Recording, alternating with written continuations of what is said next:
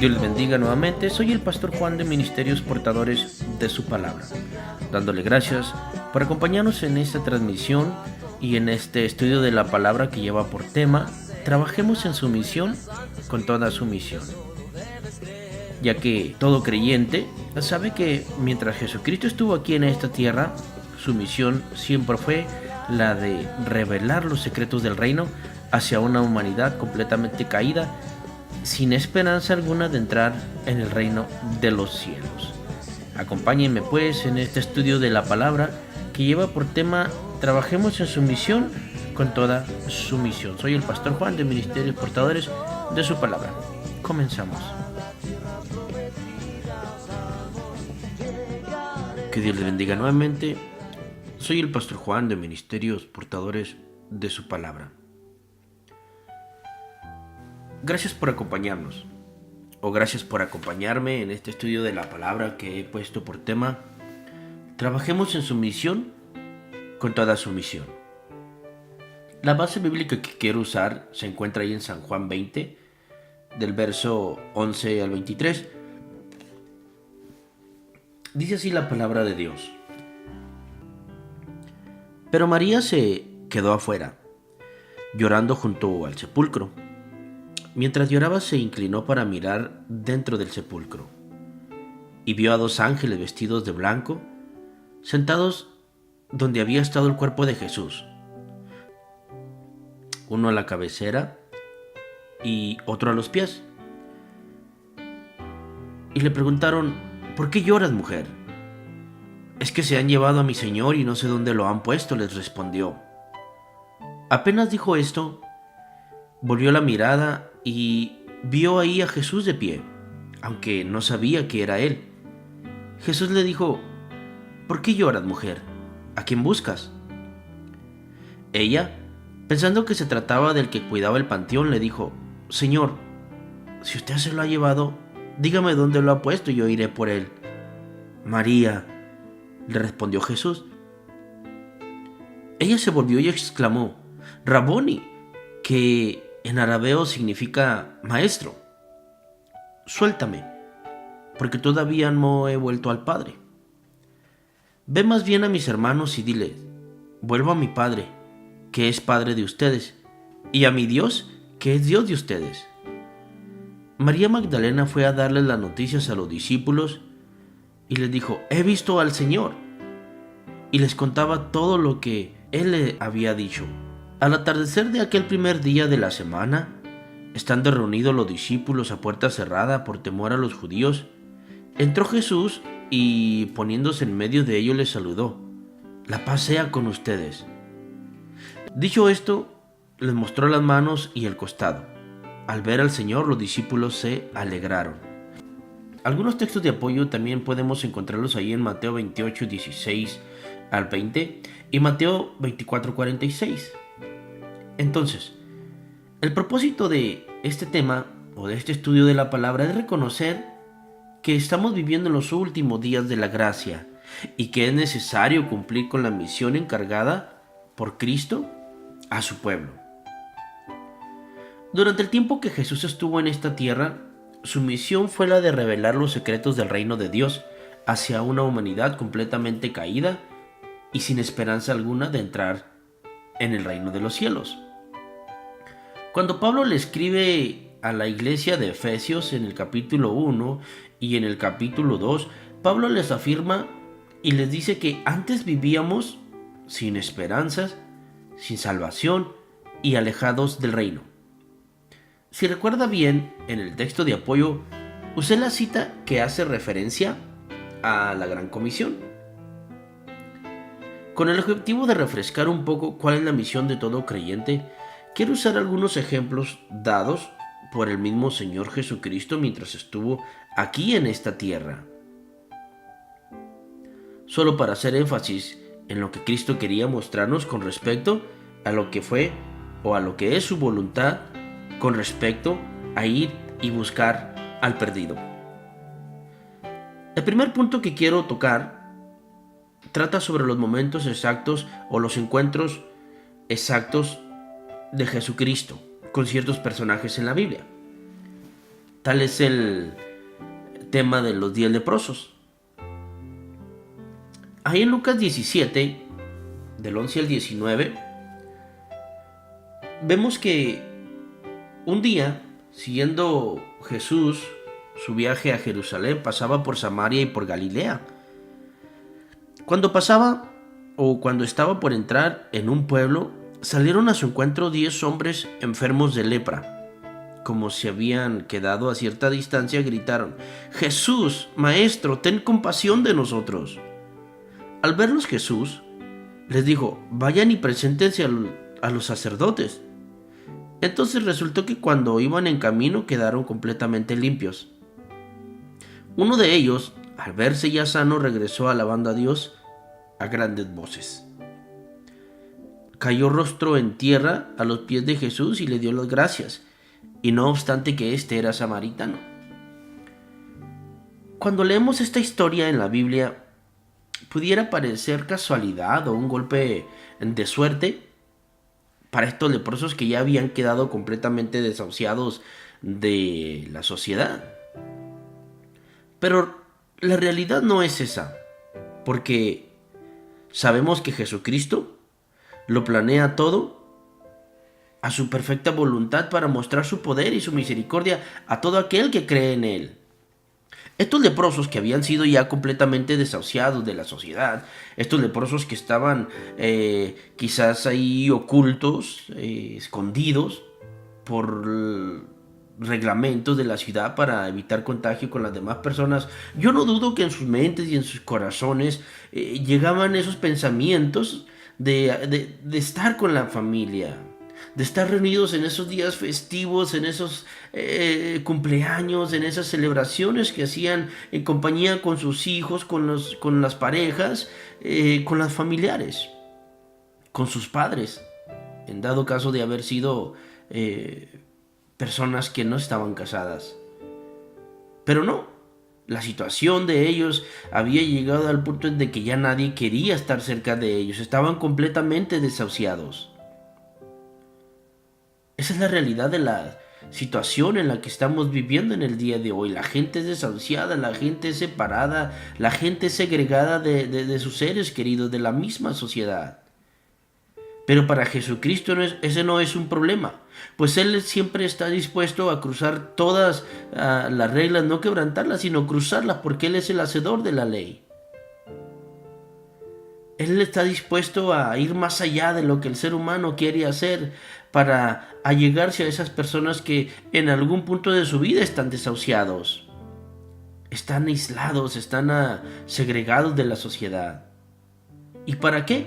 Para mostrarles su amor y su misericordia a través de aquellas personas que obedecen al llamado del Señor de trabajar en su misión, sumisos a su voluntad.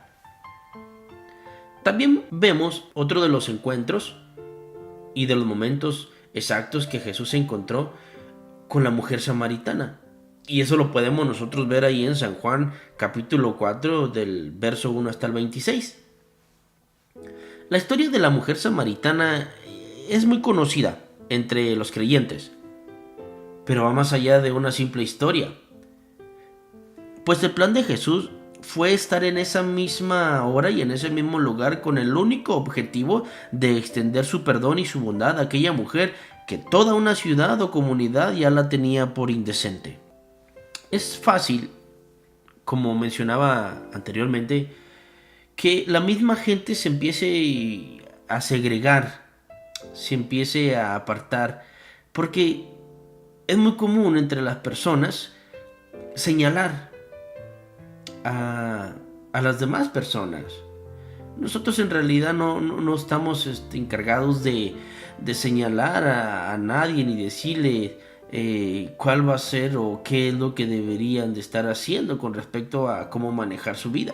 Sí podemos animarles, puesto que la Biblia nos enseña que nosotros debemos de ser luz hacia las personas, animarles a que pongan su fe en el Señor, a que confíen en Jesucristo, el cual sin duda alguna cambiará la situación de la vida de aquellas personas que quizás por un pasado no muy aceptable han sido segregadas, han sido señaladas, han sido olvidadas y maltratadas. Al Señor no le importa, porque el Señor hace nueva todas las cosas. Otro de los momentos exactos y los encuentros de Jesús fue con el enfermo de Betesda. Ahí en San Juan, capítulo 5, del 1 al 15, la Biblia nos enseña que había una persona que ya llevaba alrededor de 38 años que estaba enfermo en cama. Y aparentemente las creencias de las personas era de que cerca de ese o en ese estanque que era llamado Betesda bajaba un ángel que movía las aguas y el que se metiera primero quedaba sanado. Sea que un ángel realmente movía las aguas o simplemente era un manantial intermitente lo que agitaba las aguas, una cosa no hay duda, y era de que el poder sanador de Dios estaba presente cuando Jesucristo estuvo ahí. El problema era de que esta persona necesitaba ayuda para salir del problema en el que él mismo se había metido. ¿Por qué? Porque más adelante, cuando Jesucristo le dijo, levanta, toma tu camilla, levántate y vete. Y esta persona fue al templo quizás a darle gracias a Dios por la sanidad que él había recibido. Cuando le preguntaron los fariseos o los maestros de la ley, le dijeron, ¿quién te sanó? No, no es posible que estés sano en el día del sábado.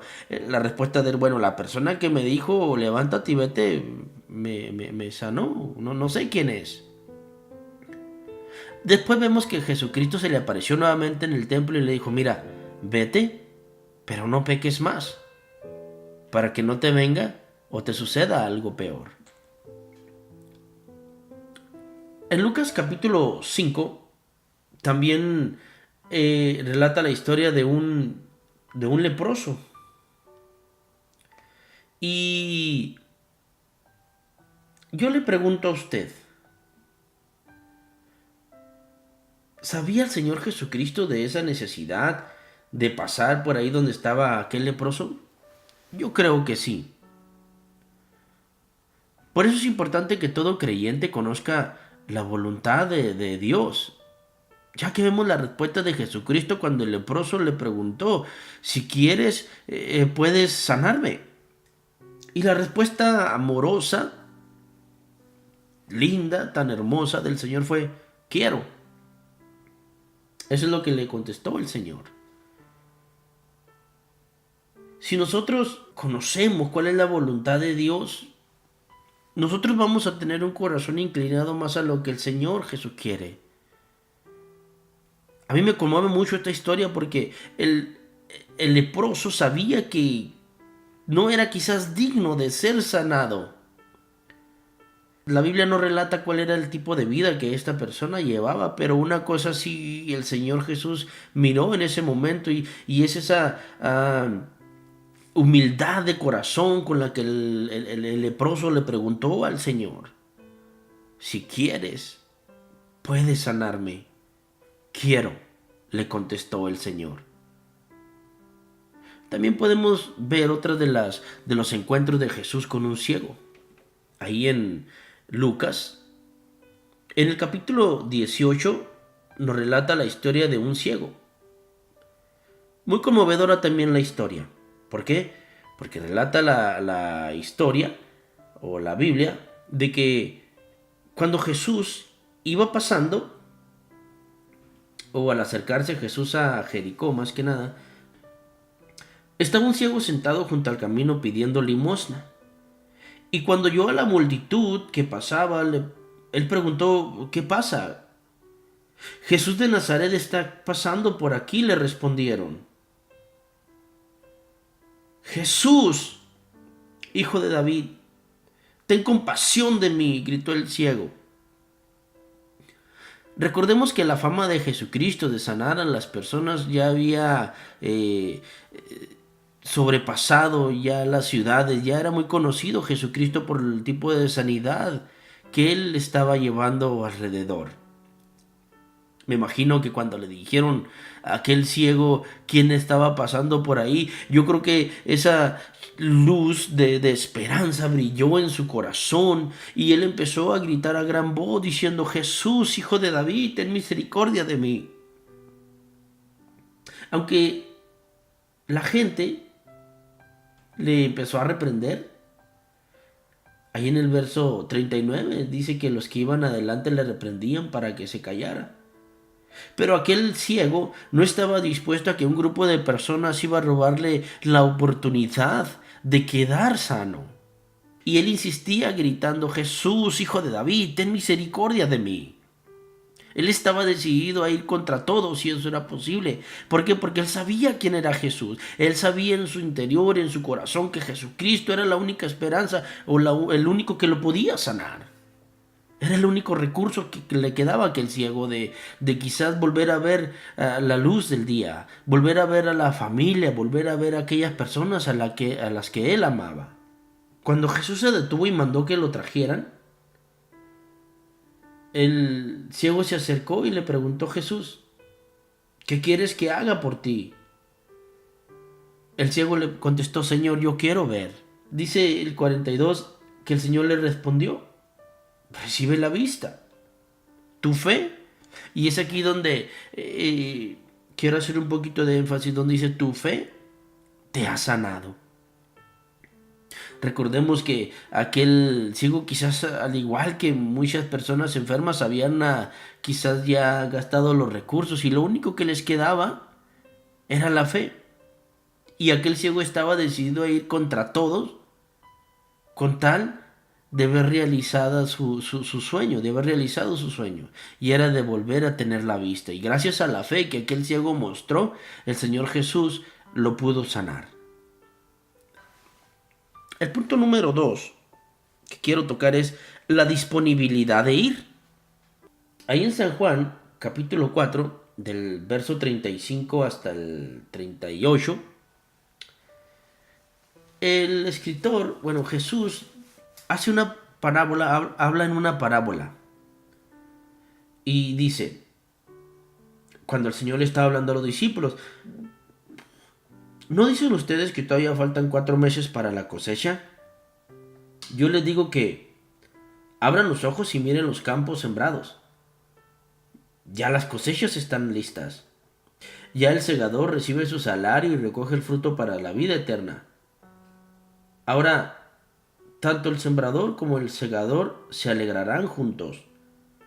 Porque como dice el refrán, uno es el que siembra y otro es el que cosecha. Yo los he enviado a ustedes a cosechar lo que a ustedes no les costó ningún trabajo. Otros se han fatigado trabajando y ustedes han cosechado el fruto de ese trabajo. El Señor Jesucristo hace un llamado a todos aquellos que somos llamados discípulos de Él. Y nos muestra la necesidad que hay en el mundo de esparcir la semilla del Evangelio. Cristo ya pagó el precio que nadie más podía haber pagado. Si nosotros leemos ahí en el capítulo 10 de Lucas, nosotros nos vamos a dar cuenta de lo que estoy hablando. El verso 2 dice: es abundante la cosecha, pero son pocos los obreros. Pídanle por tanto al Señor de la cosecha que mande obreros a su campo. El tiempo es hoy. Cristo está llamando a todos los que quieran participar de su cosecha. Cristo nos dejó un ejemplo a seguir. Necesitamos hoy más que nunca cumplir con la misión encargada por el Señor. Si nosotros leemos Isaías capítulo 6, verso 8, vemos que el Señor le hace un reto a Isaías y a la vez le plantea una pregunta y le dice: ¿a quién me enviaré? ¿Y quién irá por ustedes? Viendo la necesidad del Señor que hay en el mundo de salvación. De hecho, si nosotros leemos la Biblia, nosotros nos vamos a encontrar que siempre el Señor está mandando personas a que vayan a los pueblos, a que vayan a las naciones. Siempre el Señor toma la iniciativa de venir a nuestro encuentro para mostrarnos su gracia, su perdón. Yo le reto en esta hora a que usted Sea sumiso o sea sumisa al Señor para poder cumplir con la misión de alcanzar a todo el perdido. Si usted conoce a alguien que no conoce al Señor como Salvador, entonces haga esa sumisión y alcáncelo para el reino de Dios. Salmo 126, del 5 al 6, dice que el que siembra con lágrimas cosechará con regocijo, y el que con lágrimas siembra la semilla cantando, recogerá sus gavillas. Nosotros tenemos un llamado. Nosotros los creyentes tenemos una misión. Y es de alcanzar a cuantas personas podamos para el reino del Señor.